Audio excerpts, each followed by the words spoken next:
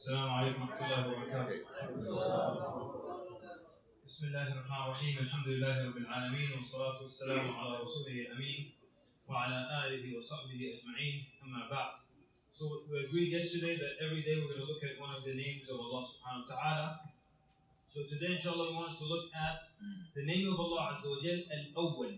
Al-Awwal, which means the first. Al-Awwal.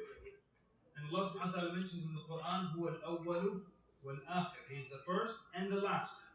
We want to focus, what does it mean that He is the first? And when we look at the names and attributes of Allah Azza wa Jal, so one night we're going to see a spiritual benefit. One night we're going to see something related to our aqidah, to our belief. One night we're going to see something perhaps related to to issues that are coming up a lot now, maybe issues of doubt, people's minds. So we want to take that angle tonight, inshallah. The name of Allah Azza wa Jal being an Awwal can make it easy on the mind, or it can be a little confusing for people. The easy part is that we understand the concept of the first and what that means. So if I tell you, brother so-and-so was the first one into this room today, you wouldn't ask me, okay, but who was there before him? Because you understand the concept of first. So if Allah subhanahu wa ta'ala was the first, He was always there. There was nobody before Allah subhanahu wa ta'ala. So that immediately eliminates the question, which is, who brought Allah, or where did Allah come from? Astaghfirullah, that kind of question. So that's the first part that puts your mind to ease, that Allah is the first. That means you automatically don't ask who was there before, unless you don't understand what first means. But then here's the second part. The second part that can cause confusion or get people to ask questions. And before we continue, this issue, this idea of asking a question or having doubt, if you have a question about Allah subhanahu wa ta'ala, or you have some issue of doubt, many people don't know how to deal with doubt. And they think that because they asked a question, that means they're not Muslim anymore, or their iman is in jeopardy because they have a little doubt of this issue or that issue. In Sunan Abu Dawood, a man by the name of Abu Zumayl, he says, Abu Dawood narrates, Haddathana Abu Zumayl, he says, I asked Abdullah ibn Abbas, the great scholar, the companion Ibn Abbas. He said, Ma shay'un ajidu fi sadri. He said, what is this thing that I find in my heart? There's something that's bothering me here in my chest. So Ibn Abbas tells him, Mahu, what is it? He says, Wallahi la atahaddathu bihi. He says, Wallahi, I'll never say it. So he's coming to him to say, there's an issue that's bothering me here. So then Ibn Abbas says, what is the issue? He says, Wallahi, I'll never talk about it. Alright, so how can I help you then? But Ibn Abbas, he understood it immediately. He said, Ashay'un min shak, is it an issue of doubt here? And then he laughed. He didn't wait for him to answer. I just want you to see how normal it is for a human being to have questions and to sometimes have doubt, right? That's the whole point. So Ibn Abbas said, is it something of doubt, an issue of doubt? And then he laughed. He didn't wait for him to answer. Then he said, مَا نَجَى مِنْ ذَلِكَ أَحَدٍ. No one has ever been saved from that. Everybody has an issue that pops up to his mind. I don't understand how this would work. I don't understand this concept. So that's very, very normal. The reason that we're stressing this point is that we always run into people who sometimes are crying. Wallahi, they're in tears and they're saying, I don't know if I'm Muslim or not, because I have this issue, or I have this question. Like, why are you in tears then? You know, the companions came to the Prophet ﷺ with a similar issue. They said, sometimes we think thoughts about Allah subhanahu wa ta'ala.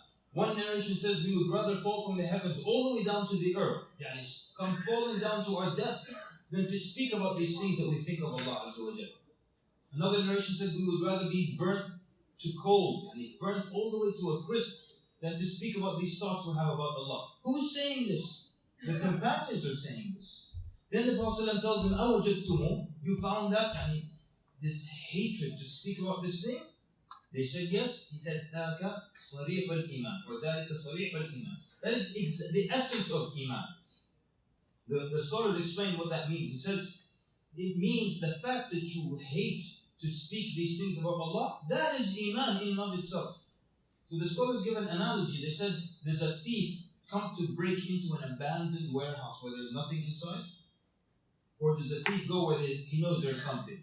In the same way, the shaitan comes to people who have iman and tries to get them to doubt that they have iman. But the shaitan never goes to an atheist and tell him, I don't think you really believe in Allah. He doesn't do that. It's empty there. Yes? So the idea of having a question, the companions had it. So don't get scared if you have it. That's the first thing. The second part, and we don't want to take long, we said the first part of Awwal is a concept that's easy to understand, the first, and you don't ask who was there before. But here's the second part that will help understand this issue. When someone says, okay, then what about Allah? Or where did Allah come from? Or where's the beginning of Allah? And the answer is simple. Or part of the problem is this. The way we understand Allah subhanahu wa ta'ala is that we use our world, our universe, to understand Allah Azza wa Jal. If somebody tells you Allah Azza wa Jal is Al-Rahim, the most merciful, how do I understand that? I look at my world and I see Rahmah. I understand mercy. I magnify that by a lot. I understand how Allah is the most merciful. I know that Allah Azza wa Jal is Al-Kareem. I see Karam, generosity. In my world, I multiply it by a lot. I understand how Allah is the most generous. Every time I learn something about Allah subhanahu wa ta'ala, I use my world to understand it. But then when you're told that Allah subhanahu wa ta'ala was an Awwal, and nothing came before him, he was always there, and he never started and had a beginning, then what happens? I look at my world, and what happens?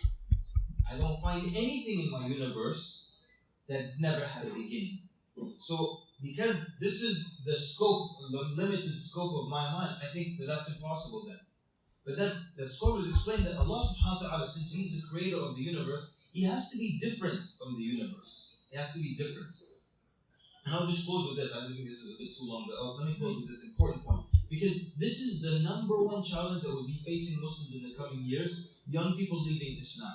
We're already seeing it. We're already dealing with tons and tons of cases. Young people leaving Islam. And if you don't believe it, just go online and you'll see groups and gangs of them who left Islam.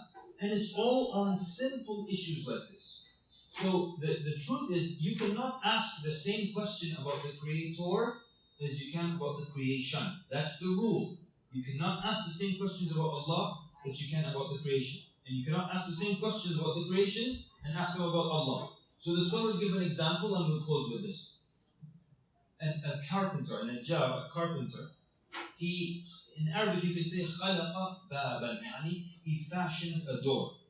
So the creator in this example will be the carpenter, and the creation will be the door. Can you ask the same questions about the creation as the creator? Yani can I say, okay, there are 64 screws in the door. How many screws are in the carpenter? You can't ask that question. So the carpenter has 4 children and 2 wives. How many wives does the door have, and how many children does the door have? You can't ask the same question about the creator as you can about the creation. So in this example, it's logical that I can't compare the two. Same thing, we can't compare Allah subhanahu wa ta'ala.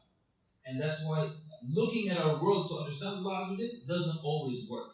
But it doesn't mean that the logic isn't there. We all understand the logic of an Awwal, the first, and Allah subhanahu wa ta'ala is an Awwal. I'm sorry for going long. Sallallahu alaihi wa sallam. Assalamu alaikum.